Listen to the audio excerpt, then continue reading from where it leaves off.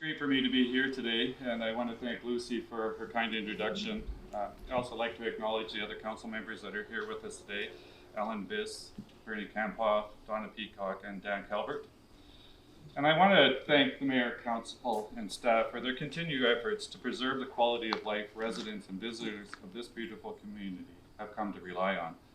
It's important to acknowledge, though, before we get to the announcement, that we are gathered here on the traditional lands of the Anishinaabe, including the Fort William First Nation, signatory to the Robinson-Superior Treaty of 1850. We also recognize the contributions of all Indigenous people who have cared for this land for generations. And it's great for me to be back in Oliver Paipoonge. I've been fortunate to have worked with and come to know Mayor Kloosterhuis and members of council and staff throughout my 3 decades as mayor of the Township of Kakabeka.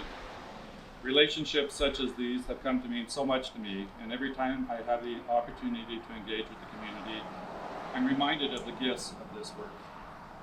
I'd like to take time to echo what Mayor Kloosterhuis said and recognize the phenomenal volunteers in Oliver Paipoonge. One of the first thoughts that came to my mind when I received notification of this funding is that these funds can really advance the efforts of these volunteers. It's often said that volunteers are the backbone and heart of a healthy, strong, and resilient community. And when it comes to small communities in our vast geographic region, this is even more true. Volunteers matter profoundly because they build and lift up communities, and without them, venues such as the ones we are supporting with this announcement cannot thrive. I want to speak a little bit about the history of this arena and the memories it has for me. This arena was built when the city of Thunder Bay amalgamated in '72 and annexed part of Nebing Township. The rural arena we had, the Nebing Arena, we found we were without ice time. And back then, when I was growing up, each one of our communities, Rosslyn, Murillo, Kakabeka, Connie, we each had our own hockey teams and our own baseball teams, and it was a very community spirit time, I guess, and it was great. But we found then we were without ice time, so our communities all came together and in an effort to build this arena back then. And now it's all it's under the responsibility of Oliver Paipoonge, who is continuing to maintain and improve it. There's been a countless number of events hosted at this facility. Hockey, of course, is one of the big ones, and we produced some NHL stars out of this arena who got their start here. In particular, we're talking about Eric, Mark Jordan, and Jared Stahl. But with the Cam River Fighting Walleye now in the SIJHL being their home arena here, I don't think it's going to be too much longer before we see other products of this arena hitting the show. I'm looking forward to seeing that happening. But other events here have been strawberry festivals, dances, dog shows, farmers markets, our healthcare forums that we've held here. And in late 70s, 79, 80, it was host to a Winterio draw. Condi hosted a Winterio draw here in this arena. So if anybody remembers Winterio, how they used to travel around different communities in the province to have their draws. And of course, during COVID, there was a clinic hosted here. One of the key takeaways of the COVID-19 pandemic is the long-term harmful consequences when community members lose opportunities for meaningful community engagement and healthy activities and socialization. So to the volunteers who give of themselves so freely just to make life that much more enjoyable for the rest of us, we thank you. Since June 2018, the Northern Ontario Heritage Fund has invested more than $2.5 million in 13 projects in Oliver Paipoonge, leveraging more than $4.9 million in investment in creating or sustaining over 20 jobs. I'm very pleased to announce today that our government, through the NOHFC, is investing more than $842,000 in two community infrastructure projects in Oliver Paipoonge. This NOHFC funding will improve municipal and recreational infrastructure and enhance quality of life for residents and visitors.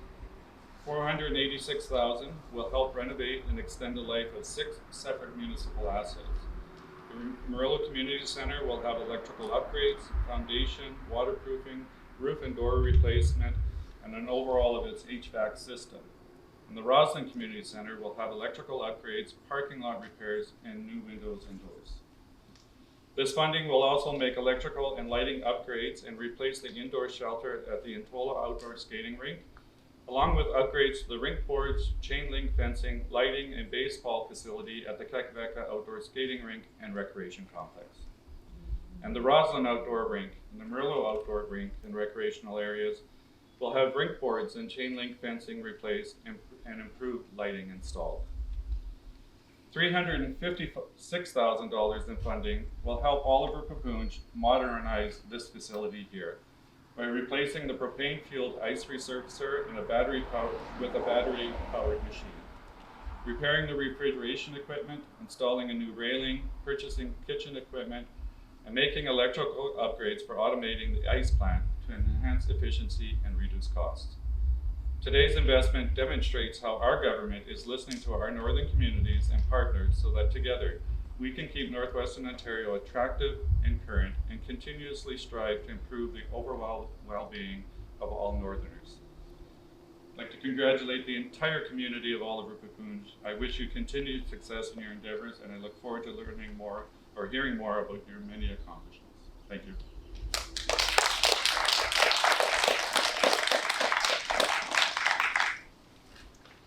Again, I would just like to thank MPP Holland and the provincial government for helping us and assisting us, because it definitely would not be happening if it had to come out of the 100% had to come out of the taxpayers' municipal tax levy. So thank you very much. We appreciate it, and hopefully you can come visit our upgraded facilities in the coming year. And I'll see you at the hockey games for sure. I guess, can you talk a little bit about your personal connection to Murillo? Sure. Yeah, as you know, I grew up in this area, Oliver Paipoonge, or in Commie Township is just west of Oliver Paipoonge. And this arena here was a lot of childhood memories for me. I played hockey here in my younger years, not so much anymore, but so I know the history of this arena and how it came to be and how all of the communities came together to raise the money to construct this so that the rural residents outside of Thunder Bay had an arena of their own to ensure that our residents and our children had a facility where they could participate in the hockey. So it's really good to be back here. It's kind of full circle for me to be able to, I have that experience as a child and then come here in this role now and continue to support the facility, but in a different way. So, yeah. As formerly a rural mayor, how important are facilities like this to small communities? Absolutely. One of the things that we have in Northwestern Ontario that is different is the vast geographical distances between our communities. So for small communities and rural communities to have a facility like this at their disposal is fantastic. It provides so many rural residents, even outside the municipality of Oliver Paipoonge, with a venue that they otherwise wouldn't be able to have. So I'm really happy that the NOHFC funding, or the NOHFC fund, is designed to support venues such as this and prop up and support the smaller rural communities so that their residents can have the same quality of life. And can you touch on the role the province has in making sure that quality of life is up there for smaller municipalities that couldn't afford to do it on their own? Sure. We have our government has announced several infrastructure funding projects that are designed to enhance and help smaller communities to not just maintain and rehabilitate, but to expand and grow their infrastructure. As community needs change, smaller communities require that assistance to help keep up. So our government is really focused on making sure that all communities in Ontario have the same opportunities. So what will the funds do today for this arena?